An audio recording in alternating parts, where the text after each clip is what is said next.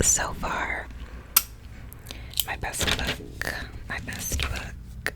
My stomach might crawl because I haven't eaten yet. But okay, so I wrote down 3. I wrote down The Fire Next Time. The Fire Next Time. The Fire Next Time by James Baldwin. This is a short but poignant book that deals with a lot of stuff involving race in America and religion and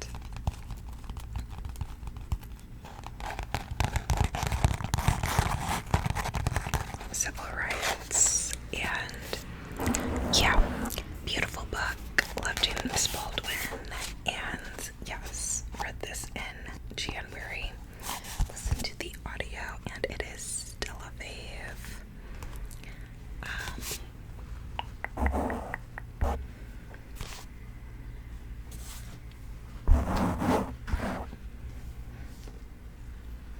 Another one of my best books is This Is Why They Hate Us. This Is Why They Hate Us. This Is Why They Hate Us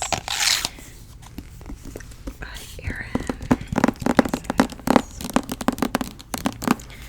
This book is about a bisexual teen coming into his sexuality for the first time and his summer.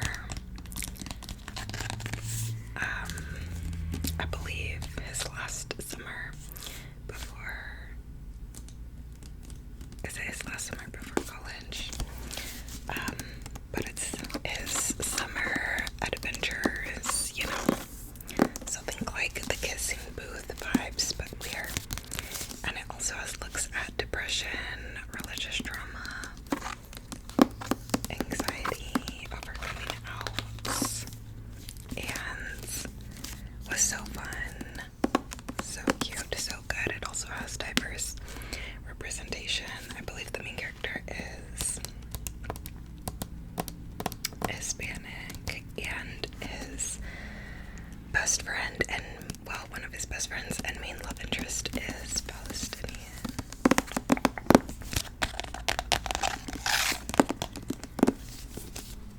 I don't want the camera to wash out every time I move, but that's what it's doing currently. Oh my gosh.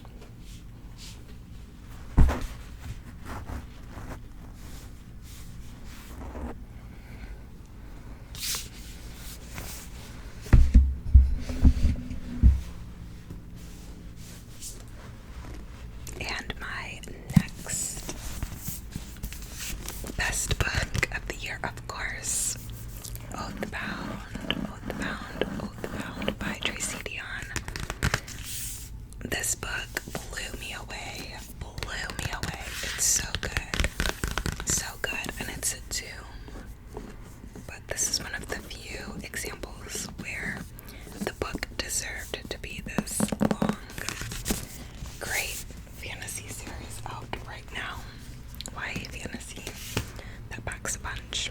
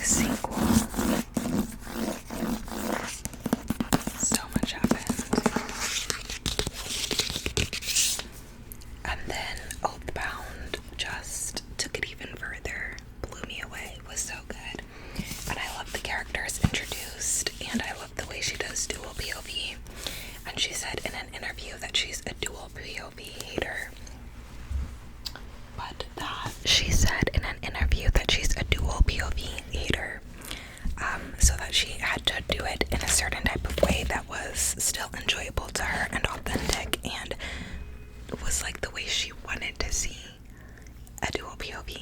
And I loved it because I also can occasionally be a dual POV hater, but I ate those up.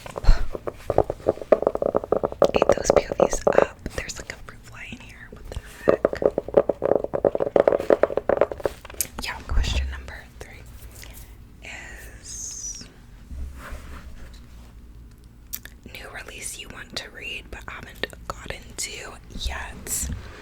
And I do have a couple. Rewinded Back by Liz Tomford. This just came out this month. And of course I want to read it. This book is Rio's book, and Rio was really funny in The Right Move. He was a great friend to the girl in that book, and I'm really excited for this book. It's also childhood friends to like exes to lovers. So yeah, I'm super excited for this, but I'm not really in a romance mood right now. So we shall see when I get to it. Another romance new release is Caught Up by Nevessa Allen. That's the sequel to Lights Out. And I loved Lights Out, so I'm really excited for that one too. That one's a dark stalker romance, but I believe that one is also like childhood friends to enemies to lovers, which I think would be a interesting dynamic. So that's another one that I bought on my Kindle. That I bought on my Kindle. And then the other one is Bury Our Bones in the Midnight Seal by V.E. Schwab.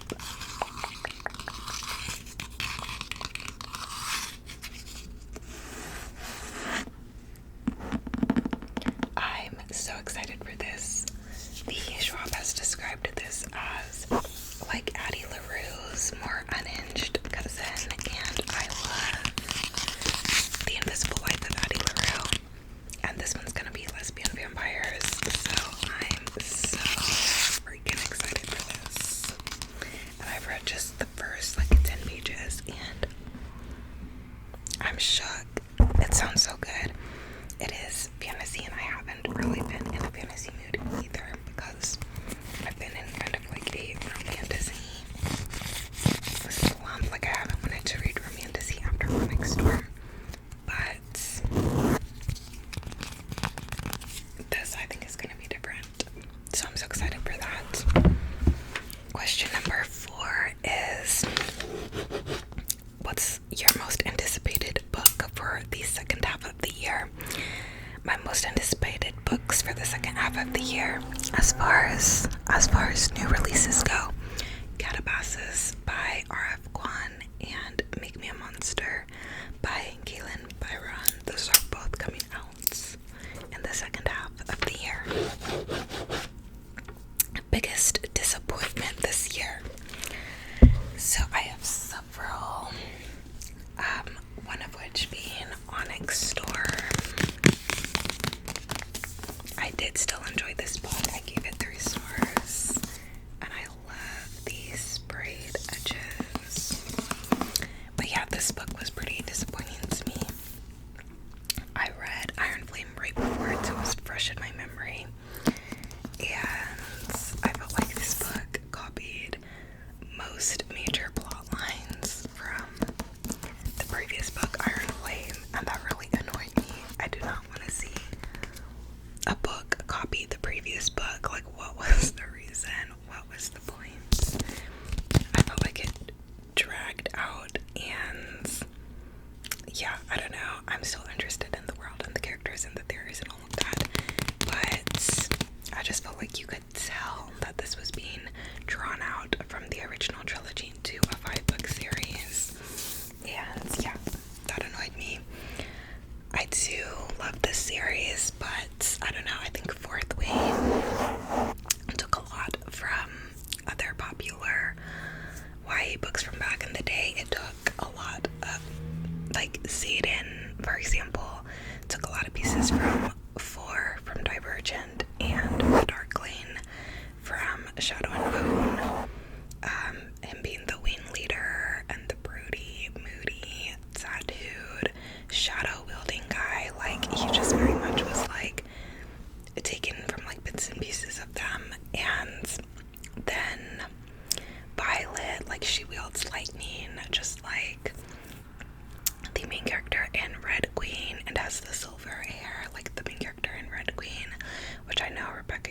has said that like the hair has more to do with her own personal like health thing, so I get that differentiation, but it's just very similar to Red Queen in like the lightning wielding and the way the character looks with the hair and all that. So I feel like Fourth Wing I love so much, mostly because it took some of my favorite pieces from some of my favorite series from when I was a kid, like Divergence and Red Queen and Shadow and Bone recently.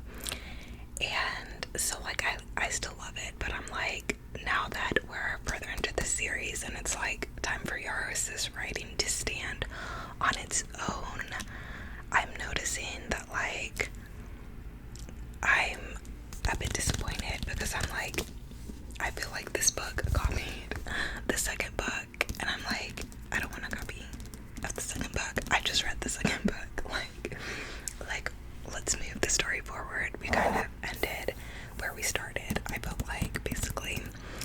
And I didn't like the X storyline of Violet's X when we had Satan's X storyline in the last book and the getting in trouble. Like, there were just things that annoyed me about this.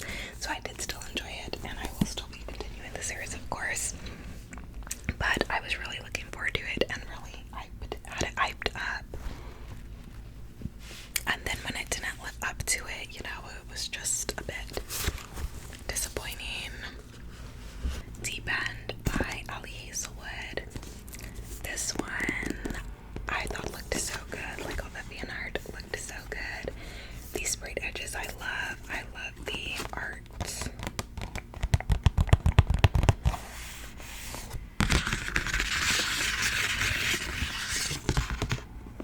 I love the water droplets. Love the cover. And it started strong. But yeah, I just didn't like all the like front drama and whatnot. And I wanted more of the, you know, love interest like being together and like being in love. And I felt like I didn't like how it was like marketed as being like super kinky, and it really wasn't. But yeah, and then Bunny was another one that disappointed me. I don't know, I just wanted a lot more from it. I wanted more clarity, I wanted more drama, I wanted more like, I don't know, just more in general. I was just really bored with it and confused. But yeah, I do think this would make like a cool adaptation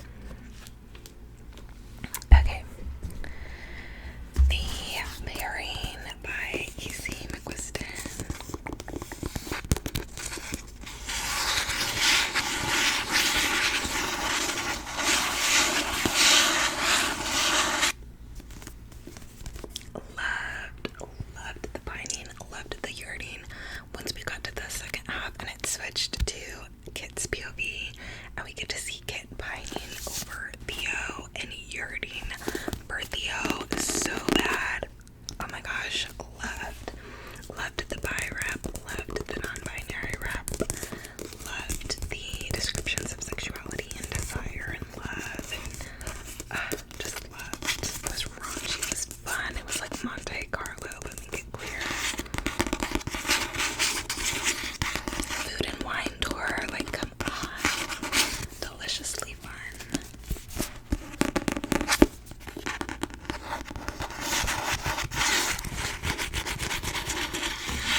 First time caller was another pleasant surprise. I didn't know how I was gonna like the single mom, a daughter calling into the radio show thing, even though I knew that I do like the Sleepless in Seattle movie, but I ended up loving this. Loved the pining, the yearning, loved the family dynamics with both of the main characters, loved the chemistry, loved the will they, won't they, loved our female main character and how she's a car mechanic and a romantic. Like, this was such a fresh romance. Loved it. Positive surprise, Betting on You by Lynn Painter. This was just so fun, so cute. I was not expecting to enjoy like a YA rom-com this much, but it was just so cute, so fun, so wholesome. The Parent Trap meets When Harry Met Sally, but make it YA, and yeah, it was just so fun, so cute. Got me squealing, giggling, kicking my feet, you name it. Alone with You and the Other by Olivia Blake.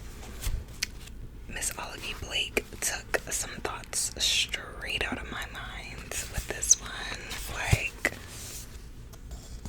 straight out of my mind.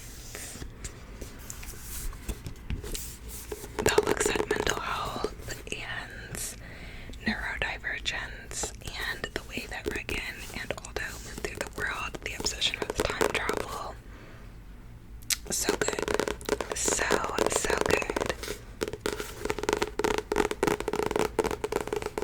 Also Oathbound, of course. Oathbound. And yeah, did I write anything else down? The pairing. Meet Me in the Middle, which I don't have with me, but that was another one, and Outdrawn as well. But I'll show that later.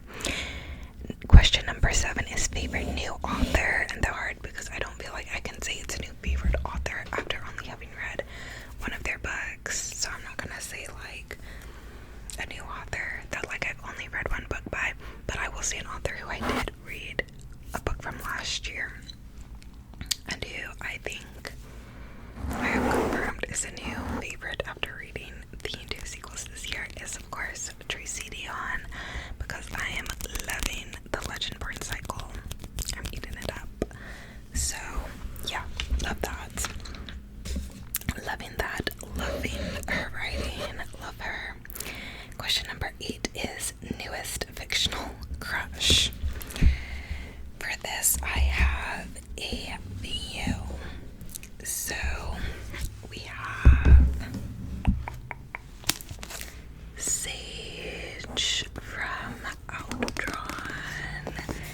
Sage was so cool, so freaking cool. I have such a crush on Sage. She was just so cool.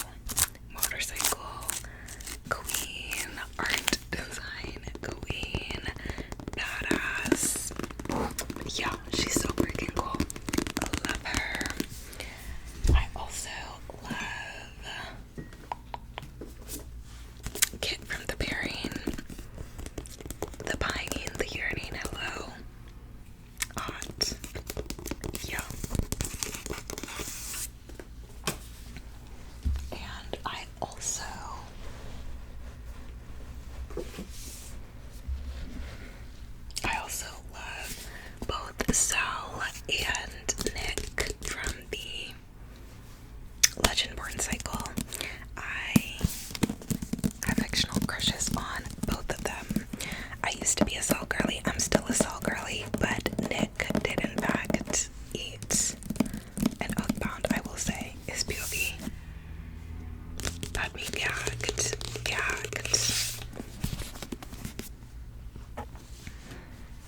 Okay. This feels really chaotic because I'm going over here, I'm going over there, I'm trying to find all my damn books. Like, this is a lot. Okay, newest fave character, Bray from Legendborn. Sage from Outdrawn as well. Book that made you cry. I don't normally cry, but I get teary-eyed for books. And one of those times was with Outdrawn by Deanna Gray. It just made me so happy. And yeah, it just made me so happy.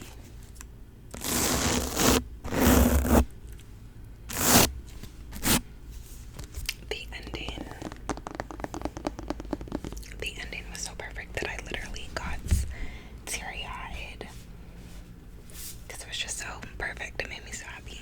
The Bell Jar by Sylvia Plath is another one that really hit me in the feels and definitely had me teary-eyed. Some of the memoirs I've read, definitely, like We Were Jaguars by Alone with You and the Other definitely made me teary-eyed because, again, it was just so real. I think Intermezzo by Sally Rooney also got me teary-eyed at some point because some of the family depictions was just, and mental health stuff too, was just really real. Book that made you happy is question number 11. Outdrawn, Oathbound, Betting on You, all my favorite books. Question number 12 is fave book to screen adaptation, and I have a few of these. One where I think the adaptation was actually better that I read this year was My Fault by Mercedes Ron. I watched the movie, the original movie, Culpa Maya, really enjoyed it. Then I watched the London version that came out, My Fault London, and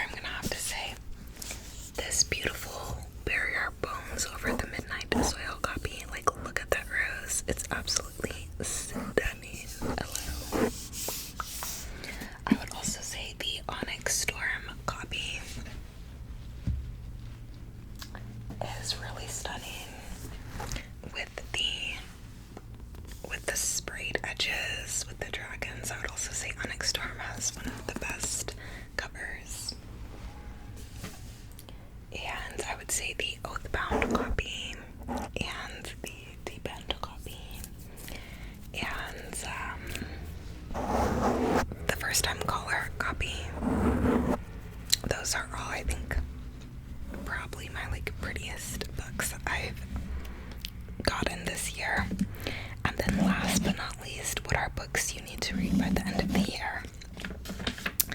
So at this point, I mean,